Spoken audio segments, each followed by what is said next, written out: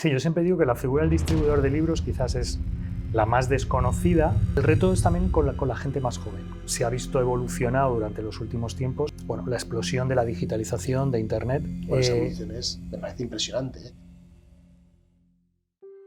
El libro es uno de los inventos más antiguos de la humanidad y el que más ha moldeado y desarrollado a la sociedad. La manera de llegar los libros a las personas ha seguido evolucionando de una manera extraordinaria. En el Grupo Gómez Aparicio llevamos más de 65 años fabricando libros. Hace 10 años fundamos Liber Digital, demostrando que la innovación sigue siendo una constante en la manera de hacer libros. Y sin embargo, los libros siguen teniendo una constante inalterable: las personas. Por eso, el programa de Books and People tiene como objetivo visibilizar el rico ecosistema que engloba el libro en papel, para dar voz a todos los eslabones de la cadena y personas que forman parte. En ocasiones, no tan visibles para el lector. Es un homenaje al libro, a todas las personas que forman parte de este maravilloso mundo y los lectores. Hablaremos con escritores y escritoras, traductores, editoriales, librerías y también con oficios menos conocidos para el lector como distribuidores, imprentas, maquetación, etc., para desengranar las peculiaridades de cada ángulo que compone la cadena del libro. De esta manera, daremos luz a este mapa conceptual que hemos creado para entender la riqueza que hay detrás del libro. En definitiva, Books and People es un tributo a las personas que hacen libros y a los libros que hacen a las personas. Hoy recibimos en el programa de Books and People a José Manuel Anta, licenciado en Ciencias Económicas y Empresariales por la Universidad Complutense de Madrid, curso de posgrado en Comercio Exterior por COE y en Investigación de Mercados por la Universidad Autónoma de Madrid. Desde 1997 desempeña la labor de director de la Federación de Asociaciones Nacionales de Distribuidores en Ediciones FANDE, organización que agrupa en España a más de 180 empresas dedicadas a la distribución de libros, revistas, diarios y contenidos digitales. Desde 2015 también es el director de la International Publishing Distribution Association, IPDA, con sede en Madrid. Ha participado como ponente en diferentes jornadas y seminarios sobre el sector del libro, las publicaciones y los contenidos digitales. Entre otros, Congreso Interamericano de Editores, Congreso Iberoamericano de Libreros, Foro Internacional de Edición de la Feria del Libro de Guadalajara, International Publishing Distribution Forum en Frankfurt, Foro entre Editores, Buenos Aires, The Publishing Fair, Turín, iFestival, DistriPress Congress, Congreso Nacional de Libreros, Jornadas Liber, European Press Distribution Round Table. Asimismo, es el coordinador del Encuentro Internacional sobre Innovación del Libro y de Lectura, Readmagen, que se celebra cada año en Madrid. Ha publicado artículos y entrevistas en publicaciones españolas y extranjeras relacionadas con el sector de la distribución de productos culturales y de ocio. Artículos en El País, de libros, Intermedios Comunicación, Texturas, Future Book. José Manuel Anta, muchísimas gracias por haber venido, por placer, la invitación, para poder hablar de nuestro maravilloso mundo de los libros. José Manuel viene hoy porque es un experto, aunque es el director de la Asociación de Distribuidores Española, FANDE, y es un experto en distribución y comercialización de libros, que ya ahondaremos realmente qué hace la distribución de libros. Muchísimas gracias. También agradecer a la Mistral, como siempre, el espacio. Es un espacio maravilloso para poder hablar de lo que nos compete, ¿no? Que son los libros y los libros en papel que se distribuyen y que se comercializan. Y empezamos. Ha habido una breve descripción tuya, pero me gustaría que tú nos cuentes quién es José Manuel Anta, cómo interviene en el mundo del libro, ¿no? Pues lo primero, agradecerte, Luis, la invitación. Un placer participar en esta iniciativa que ponéis en marcha y que me parece muy, muy relevante el hecho de ver todas las visiones de este ecosistema del mundo del libro desde distintas facetas. Bueno, como has citado, yo me dedico o he trabajado durante todos estos últimos años, más de 20 años, en FANDE, la Federación de Distribuidores, que agrupa a las empresas españolas dedicadas a la comercialización de productos editoriales en sentido amplio, tanto libros, revistas como diarios y tanto impresos como digitales. Además, como ese modelo es bastante particular en todo el mundo, desde hace ya 7 años creamos también una organización con la misma estructura pero con carácter internacional, la Asociación Internacional de Distribuidores, que tiene también la sede en Madrid y de la que soy director. Y bueno, recientemente se va a producir un cambio en mi trayectoria profesional porque en las próximas fechas me voy a incorporar a la Federación de Gremios de Editores, a trabajar en la Federación de Gremios de Editores. Enhorabuena. Dejaré la parte más de publicaciones periódicas dentro de Fande, pero bueno, pues me concentraré al 100% en lo que es la industria del libro desde esa perspectiva editorial, pero sin perder de vista todo lo que tiene que ver con la comercialización de libros, con lo cual voy a seguir colaborando con todos los amigos que he hecho en este mundo de la distribución. Bueno, nuestro mapa conceptual que llamamos, porque bueno, Books and People, el podcast, consiste en visibilizar el ecosistema, el mundo del libro, todas las personas que intervienen, todos los procesos y las empresas. Pues ahora hablamos de la distribución, de la comercialización de los libros, que figuran en nuestro mapa, pues en este punto, como otro eslabón de la cadena importantísimo y clave, ¿no? Pues para que los libros lleguen, ya sea, como hablabas también, en digital, ¿no? Pero bueno, en este caso los libros en papel, lleguen a una librería y puedan, bueno, pues un lector pueda disfrutar de ellos. Entonces, bueno, pues por obvio que parezca, ya no, en este caso no es tan obvio, me gustaría que nos contextualizases qué es lo que hace una distribuidora. Sí, yo siempre digo que la figura del distribuidor de libros quizás es la más desconocida, la menos sexy, por utilizar esa expresión, dentro del mundo del libro, porque tanto al editor o a la librería, de una forma u otra, pues los profesionales del libro y, por supuesto, el público en general, pues tienen más o menos un conocimiento de lo que es un editor o una librería. La labor del distribuidor es convertirse en un eslabón que una a esos dos extremos de la cadena, la parte de producción, creación, es decir, todo ese universo del autor, el editor, las industrias gráficas y demás, con el lugar donde se produce el encuentro entre el lector y los libros, que de forma referencial es la librería. ¿Cómo hace esa labor de unión entre esos extremos de esa cadena? Pues a través de labores que tocan un montón de funciones, desde las labores puramente comerciales, las labores de marketing, las labores de logística, las labores de almacenamiento, de gestión, de cobros y pagos, esa gestión también económica y financiera, siempre con el objetivo de dar servicio de valor añadido al inicio del libro, el autor, el editor, y al final, que es la librería.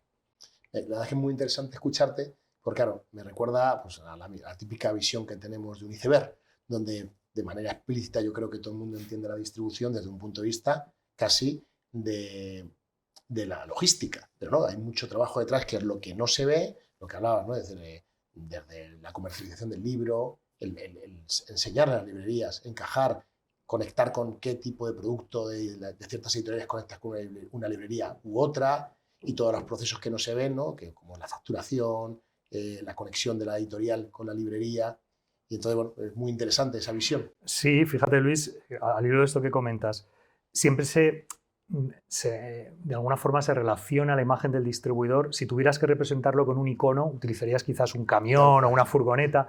Yo, mi experiencia durante todos estos años, realmente la labor del distribuidor es gestionar mucha información para conseguir hacer llegar el libro adecuado al comprador, al lector, a la tienda, a la librería adecuada en cada momento. Por eso lo represento siempre más con una imagen de un ordenador o de una fórmula de gestión de información que el puro transporte o la logística, que en muchos casos ya incluso está subcontratado, está externalizado dentro de la labor del distribuidor. Pues seguir avanzando, que son preguntas que hacemos a todos los invitados muy estándar, porque esa es la manera de conectar la visión o cómo intervienen, ¿no? cada eslabón de la cadena en la industria del libro. ¿Cuál es la visión del mundo del libro desde la perspectiva de la distribuidora o de la comercialización de los libros? Sí, como decía antes, realmente la labor del distribuidor fundamental es dar servicios de valor añadido a sus dos clientes fundamentales. Existen distintas tipologías de distribuidores en función de si dan esos servicios de valor añadido más focalizados al editor o más focalizados hacia los canales de comercialización, la librería el principal. Esos servicios de valor añadido pues, tienen que ver fundamentalmente con lo que antes citaba, la cuestión de la gestión de la información. Esto se ha visto evolucionado durante los últimos tiempos por cuestiones pues, como son el desarrollo de Internet el boom del comercio electrónico, seguro que tenemos oportunidad de charlar de estos temas, pero esto ha llevado a un cambio radical y de transformación, no solamente en nuestra industria, en la industria del libro, en un montón de industrias y en el sentido amplio del comercio, y como no podía ser de otra forma, también en el sector de la distribución. Bueno, esta pregunta va bien al hilo de lo que estábamos hablando. ¿Cómo crees que ha cambiado el mundo del libro en los últimos 10 años? Sí, pues antes lo citaba. Yo creo que el elemento diferenciador ha sido la explosión de la digitalización de Internet. Esto ha llevado a que haya cambios muy importantes que vivís en el ámbito de las artes gráficas desde hace años, también en los ámbitos de la propia creación y de la propia producción de los contenidos, pero quizás el cambio más radical ha sido en la comercialización de esos contenidos. Y ahí va en esa línea todo el desarrollo tremendo del comercio electrónico, de cualquier tipo de producto físico, pero especialmente también de los libros, acelerado aún más si cabe a partir de la pandemia. Y bueno, en el caso de la propia industria del libro, la desmaterialización del producto, es decir, el hecho de que también ha habido una evolución muy importante en lo que tiene que ver con los contenidos digitales, con los audiolibros. Bueno, esa evolución me parece impresionante, ¿eh? Y cómo en algunos mercados crecen más que en otros, pero lo que más me impresiona es la evolución del audiolibro. Sí, fíjate que también todo lo que, cada vez que surge una tecnología nueva tenemos la sensación de que va a barrer lo anterior. La experiencia durante todos estos años en otros sectores nos ha demostrado que no, que se han ido sumando. Correcto. Y que hay espacio. Se complementan. Sí. Y también se pensó con la llegada del libro electrónico que iba a barrer al libro en papel. Para nada, es un sector pues sano, sostenible, que ha ido evolucionando. El propio papel es una tecnología que también ha ido evolucionando. Correcto. Y se ha ido avanzando, mejorando con distintas fórmulas y tipologías. Y yo creo que es lo interesante, esas capas que se han ido solapando y que hay espacio para cada uno. El último al que citabas, el mundo de todo este universo del audio, de los audiolibros, de los podcasts y demás, con fórmulas de comercialización, con fórmulas de creación parecidas, pero no iguales. Es decir, que también supone un reto también para los propios editores. Eso está en continuo desarrollo actualmente. Absolutamente. Y cambio. Absolutamente. Claro, ya hablaremos también de la inteligencia artificial. Yo en mi caso, como lector, que aparte de que me dedique al mundo del libro, me apasiona la lectura, me encanta leer, y puedo decir que aun dedicándome al libro en papel, leo en los 3 formatos.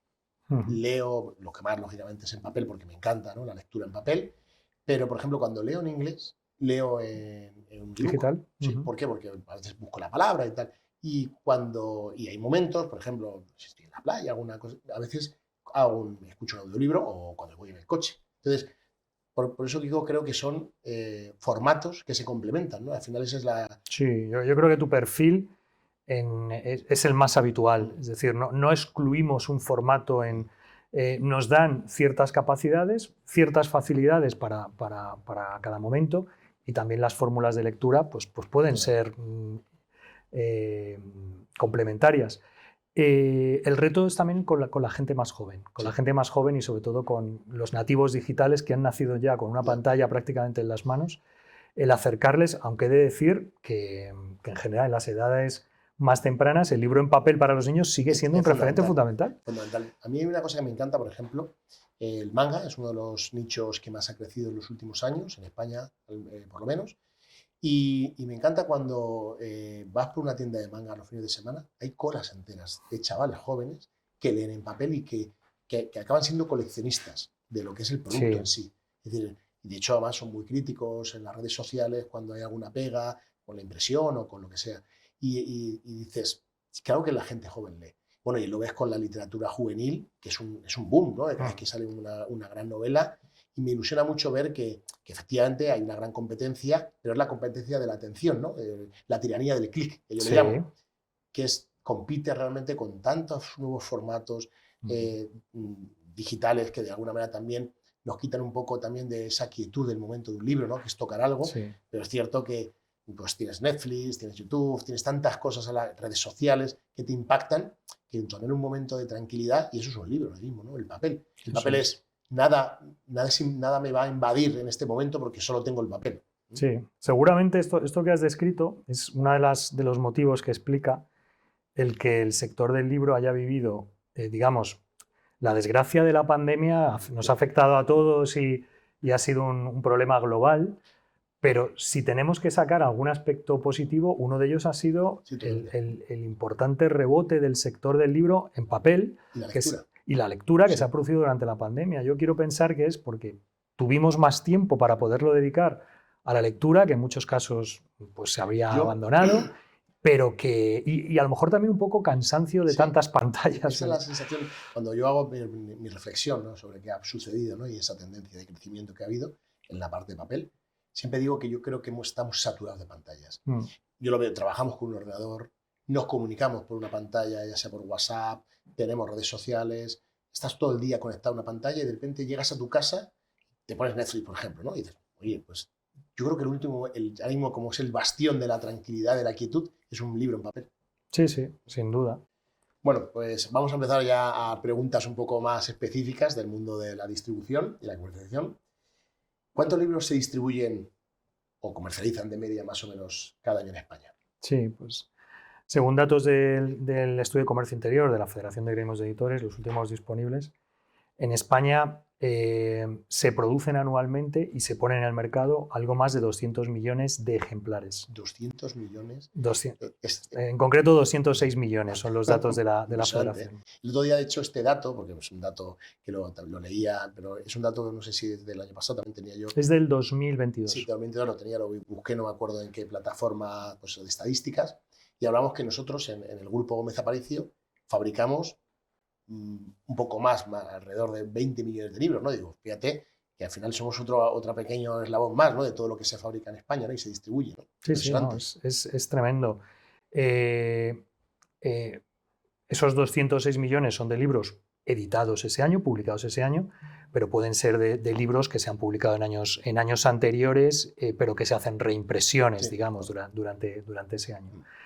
A mí me parece una cantidad muy, muy importante, lo que un poco lo conecto con esos retos de la distribución, de hacer llegar toda esa cantidad de referencias, cuando además esos 206 millones de ejemplares, estamos hablando que en ese año, en 2022, se lanzaron unos 83.000 títulos nuevos. Ese dato me impresiona, porque bueno, yo creo que además ahí tiene mucho que ver la impresión digital y las tiradas cortas para poder sacar esa cantidad de títulos. Yo hacía un cálculo, creo que salía al día 250, más o menos, si hacemos la división de la cantidad de días, los 365 días del año, de 250 títulos al día. Eso es. Es impresionante. Bien, es cierto, ahí estamos mezclando también toda la parte de libro de texto y demás, que es un componente importante en la industria editorial española, pero si eso es solamente en un año, si sumas toda la oferta viva, digamos, de los últimos 3, 4, 5 años, más todo el fondo editorial, yo no conozco ningún otro sector empresarial donde haya tal variedad de referencias. Aquí tenemos una pequeña muestra. Yo este dato lo leí hace tiempo, no sé si sigue siendo, se mantiene. Leí que en Dilbe hay disponibles, y hablo en la parte de libro físico, 800.000 títulos vivos. Sí, me parece impresionante. Sí, pues imagínate, yo no creo que haya otra cantidad de referencias, solamente estamos hablando de libros editados en España. Ya si nos metemos con libro extranjero y demás, pues imagínate. Manejar, por eso decía que esa parte de la información es clave, porque para empezar tienes que manejar un catálogo enorme. Entonces, si eso no está sistematizado, ordenado, una información que puedas gestionar, pues se hace inmanejable. Claro. Sí, además yo creo que, fíjate, es que claro, eso se va creciendo, ¿no?, como decían los italianos, y crece cada año, porque claro, si cada año se editan estos 80.000, yo pongo siempre el ejemplo que es verdad que un porcentaje amplio puede ser los libros de educación, y esos luego permanecen, ¿no?, en el tiempo, algunos sí, pero claro, solo con que la mitad sean nuevos libros editados. Sí, no, es tremendo. Bueno, me he hecho un buen spoiler de la siguiente pregunta. En España se editan más de 80.000 títulos al año. ¿Cuál es la tendencia para los próximos años? Bueno, la tendencia, he de decir que el número de títulos más o menos se ha ido estabilizando, el número de títulos que se lanzan al mercado. Las tiradas también se han ido controlando y reduciendo. Yo creo que progresivamente lo que vamos a ver es un mayor control por parte de los editores a la hora de las decisiones de impresión de sus libros, también unido a no solamente porque se convierte en inmanejable toda esta tremenda oferta, sino también porque la tecnología permite contar con información más acelerada sobre qué se vende, dónde se vende, cómo se vende, y por una cuestión también de la pura sostenibilidad económica y medioambiental, que es otro de los factores que está condicionando ahora a todas las industrias y a la nuestra pues también. Hay un dato interesantísimo, que es en Estados Unidos, aquí la verdad es que no lo tengo registrado. Yo siempre pienso que esto viene, que es como que es antes el huevo o la gallina. En este caso es que es antes el cambio de tendencia o que la tecnología ha permitido un cambio de tendencia. En Estados Unidos, hace como 10 años, imagino que tú tendrás el dato más fresco o con más detalle, el 90% de la facturación del sector editorial venía no de bestsellers, sino de libros de novedades. Y el 10% de fondo, porque digamos son los libros antiguos. Los últimos años ha ido cambiando, ha ido comiendo más terreno el libro de fondo, pero en los últimos 5 años ha pasado casi ya al 40%, creo, o 30%. Sí, estamos... digamos, el sorpaso ya se ha producido hace unos años y ahora mismo 2/3 sería fondo, 1/3 sería novedad. Me parece impresionante. No solamente en España, esto es un dato global, o sea, en todos los mercados... 1/3 novedad, 2/3 fondo. Eso es. Me parece impresionante con la cantidad de títulos que se editan. Eso es. Sí, digamos, es una tendencia que tiene que ver con lo que hablábamos antes, la evolución de la digitalización, que ha permitido recuperar todos los fondos históricos de las editoriales, el boom del comercio electrónico, es decir, ya no está limitado el espacio físico de la librería para poder exponer, porque al final hay una limitación de espacio para poder acceder a libros, sino que pues, en todas las plataformas, ya sean las grandes plataformas o de una pequeña librería, puede ofrecer un catálogo de millones de títulos. Y bueno, pues esto ha acelerado el que podamos acceder a cualquier título que se haya editado, no recientemente, sino hace un montón de años. Yo creo que el gran reto ahora mismo y la gran piedra filosofal del sector es precisamente en ese océano de títulos, cómo dar con o cómo descubrir o cómo poner el foco, siendo desde la perspectiva de un autor o de un editor, en mi libro, cómo se diferencia dentro de ese mare magnum. Sí, yo creo que hay una labor importantísima. Nosotros lo vemos desde una de las empresas del grupo, que es LibreExpress, que se dedica únicamente, es una plataforma tecnológica que se dedica a fabricar libros de uno a uno, pero siempre a través del ecosistema de la librería. Mantenemos siempre esa figura. Y para mí, el reto para poder hacer una microsegmentación buena es el metadato. El metadato es fundamental, que es cómo enriqueces los datos. Bueno, es bastante mejor que yo cómo funcionan los metadatos, pero para que lo entienda la gente que nos está escuchando y nos está viendo, un metadato tiene que ver con cómo categorizas un libro para que cuando tú puedas llegar a la microsegmentación de lo que nos va a dar ese libro, ¿no? Desde si es novela romántica, la síntesis, si es del siglo XVIII, si es del siglo XX, si es un autor masculino o femenino, es decir, autor a autor. Exacto, es que lo has descrito muy bien. Es decir, ahora mismo con ese universo que estamos describiendo, si el libro no está bien identificado con todas esas facetas que tiene, pues las más evidentes de autor, portada, editor, precio y demás, y otras más complementarias que pueden ser, pues por supuesto, la portada, una sinopsis o una entrevista o un podcast con el autor. Es decir, hay que pensar en todo lo que enriquece el libro para poder distinguirse en todo ese universo enorme de títulos. Continuando, bueno, aquí vamos a hablar de un tema que creo que se desconoce bastante, que es la devolución, la cantidad de devolución de libros que hay. Y hablando de medias, ¿qué porcentaje de devolución hay actualmente en España? Y bueno, luego te hago la siguiente pregunta sobre esto también. Bueno, pues el porcentaje de evolución de esos más de 200 millones de títulos, perdón, de ejemplares que se lanzaron, por ejemplo, en el año 2022 al mercado, en una horquilla en torno al 30-35% de los mismos se devuelven.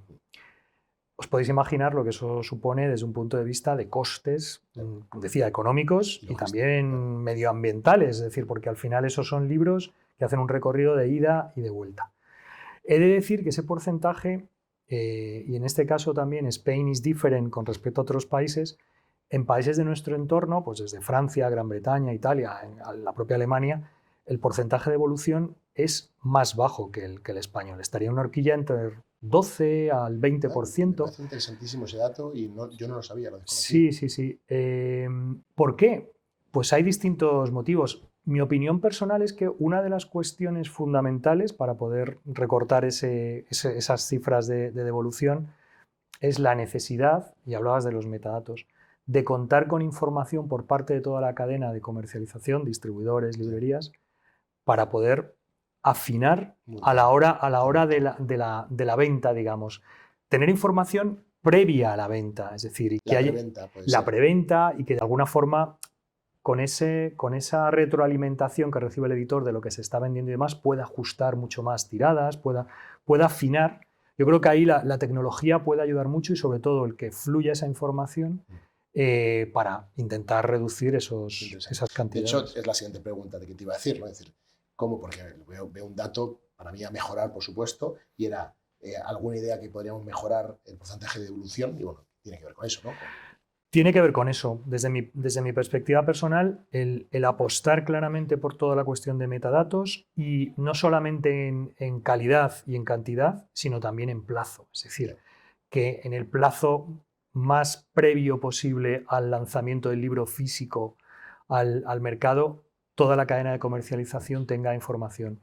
Permitiría tomar decisiones con una información, digamos, más clara por todas las partes y yo creo que redundaría también en una reducción de las cifras de devolución. También, y esto tiene que ver con una tendencia empresarial, es decir, el mundo del libro siempre ha sido un mundo o una industria más de oferta que de demanda. Oferta en el sentido de una de las claves de la comercialización era impulsar, llenar el canal y que hubiera pilas de libros en distintos sitios para alguna forma solapar otros. Esto está cambiando a pasos acelerados y como en otras industrias pasamos a un sector más de demanda, en el que es el lector, el que es el comprador, el que toma las decisiones sobre qué quiere, cómo quiere y cuándo lo quiere. Entonces, bueno, pues también implica una serie de cambios por parte de la industria en ese sentido. Para mí un cambio importantísimo, nosotros creo que lo hemos liderado en la parte industrial de impresión, es la agilidad. La agilidad, tanto por un lado la información, por supuesto, pero cuando antes tardabas 3 semanas, un mes en hacer un libro, claro, tu control de stock tiene que ser mucho más alto, ¿no? Cuando ahora puedes tardar hasta 4 días, 3 días en hacer un libro, es verdad que estamos tensionando mucho la cadena de suministro para llegar a esos plazos, pero es clave, ¿no? Para poder mantener un stock muy corto y quizá ahí es donde yo creo que para mí una de las ideas, ¿no? Que a veces yo propongo es un acercamiento más. Normalmente el acercamiento de la industria de impresión está con la editorial, pero que empieza a haber un acercamiento entre la industria de la imprenta y la parte de distribución. Sí, que yo creo que es clave. Es clave. Incluso yo me acuerdo que estuve involucrado hace años en un proyecto donde nos conectábamos directamente con el almacén, no el almacén final, sino el almacén del picking, que es realmente donde los libros tenían más rotación. Y nosotros ciertas casillas de picking las rellenábamos nosotros. Y claro, eso para mí son proyectos pilotos que luego al final no han prosperado, pero creo que es clave y se hacen de la mano entre distribuidor y imprenta y editorial, lógicamente. Sí, sin duda. O sea, el concepto este que se ha acuñado recientemente, distribución bajo demanda, que implica la parte de impresión, pero en paralelo la parte de distribución. Totalmente. Hay ejemplos ya a nivel internacional. Yo el más avanzado que he visto es el de Libri en Alemania, de unir las dos partes. Yo estuve también hace años y me parece impresionante. Sí, sí, claro, realmente si una librería está pidiendo un libro a Libri, desconoce si está saliendo de un palet, Claro. De una estantería o si se está imprimiendo en ese momento ese libro que ha solicitado. Lo que sabe es que lo tiene disponible y lo que hay de puertas para adentro de cómo se produce o se selecciona ese libro y se mete en el canal de distribución, pues para la librería es independiente. Bueno, yo creo que vamos hablando de ciertas cosas, vamos avanzando, pero hay una pregunta importante. ¿Cuáles son los próximos o el reto más importante en los próximos años en la parte de la distribución? Bueno, yo creo que es la evolución de cuestiones que se han ido desarrollando en los últimos años, motivadas un poco por este escenario que hemos descrito, es decir, digitalización, boom del comercio electrónico, importancia del fondo con respecto a la novedad. Esto ha llevado también la propia decisión de los compradores, de los lectores, de decir, quiero esto y lo quiero rápido, como decías tú en vuestra empresa, pues se han hecho unas inversiones muy importantes en mejoras logísticas, en mejoras de gestión de pedidos, hasta el punto de que una gran parte de empresas distribuidoras pueden hacer servicio de entrega de libros en menos de 24 horas, motivadas precisamente por esta corriente. Esto, mantener esos estándares de calidad implica inversiones tanto en logística como en sistemas de gestión muy potentes. Se tiene que incidir más en la parte esa de la reducción de los costes vinculado a devoluciones y demás, que seguro que ahí la tecnología nos va a ayudar.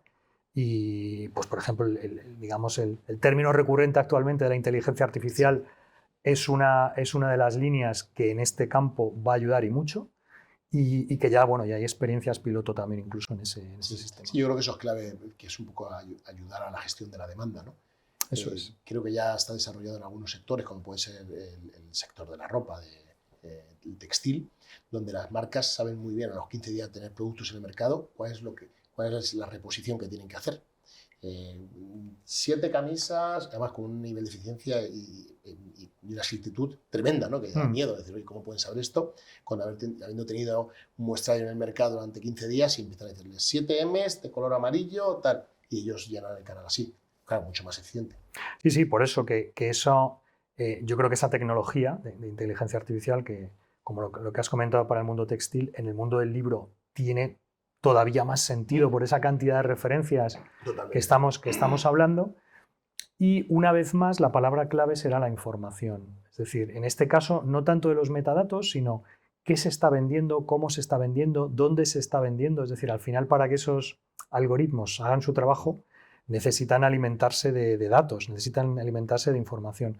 Con lo cual será clave, desde mi punto de vista, que todos los eslabones de esa cadena produzcan información que sea relevante y bueno, pues es un campo abierto en el que las distintas empresas tendrán que aplicarse para dar servicios nuevamente de valor añadido a sus clientes. Así es, ese es el gran reto.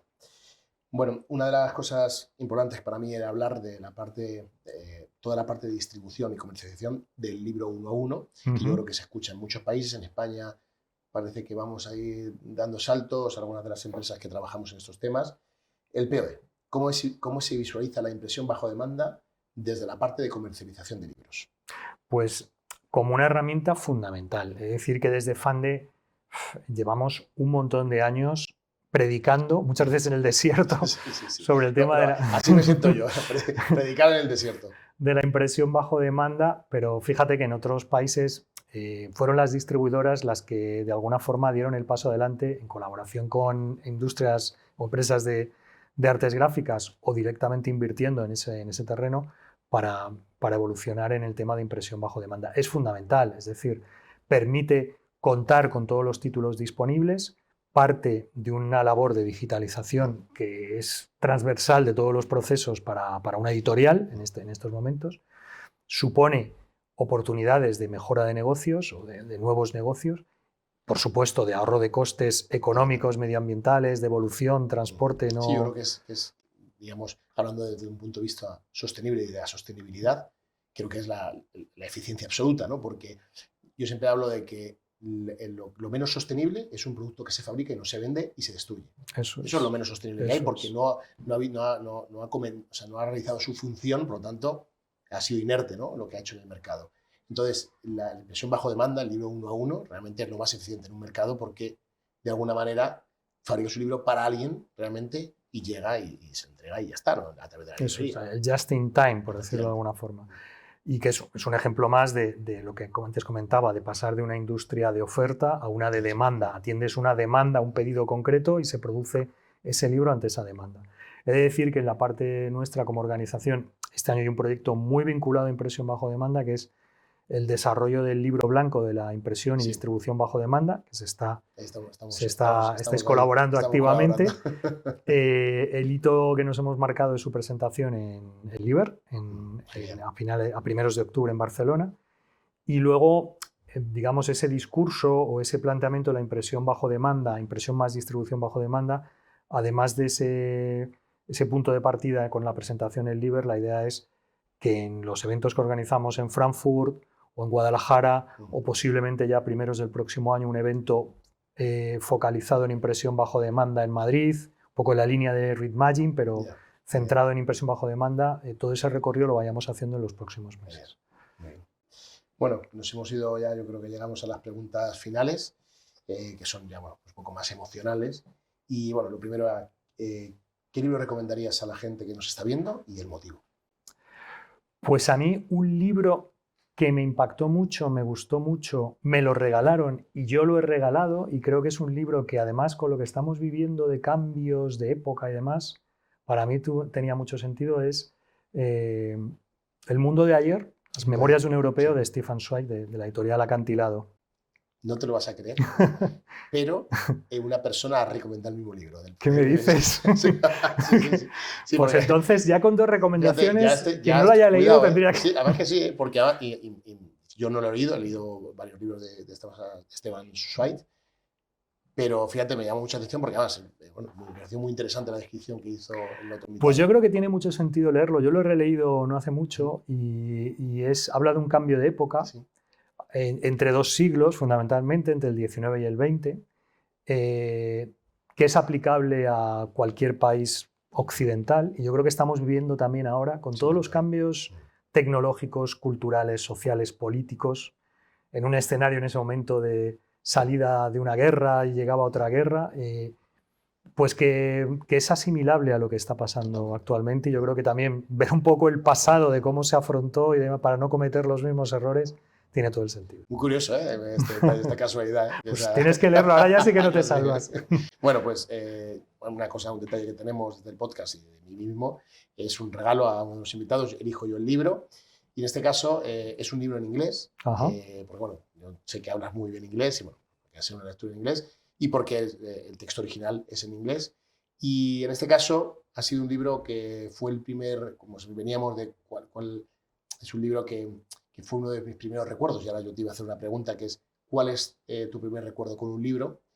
Y antes de que la contestes, uno de los primeros recuerdos que yo tengo con un libro fue con este libro, que es Bram Stoker, porque le pregunté a mi padre, no Bram Stoker, sino el autor, sino Drácula, le pregunté, oye, ¿cuál? Papá, dime un clásico, y entonces él me recomendó Drácula de Bram Stoker. Me encanta. Una edición muy bonita, muy especial. Muchísimas gracias, Luis, me hace muchísima ilusión. Es una edición preciosa. Muchas gracias. Un placer y muchas gracias a ti por venir. Y entonces ahora ya con ese libro en las manos, y yo creo que uno conecta más con sus emociones, ¿cuál es tu primer recuerdo con un libro? Pues mira, mi primer recuerdo con un libro son lecturas, igual a ti te suenan, las novelas ejemplares, las novelas ejemplares que las editaba Bruguera, que eran como unos cómics de novelas de Julio Verne, Emilio Salgari, Jack London y demás, pues todavía las conservo, las tengo guardadas, pues esas me encantan, son joyas, me encantaban.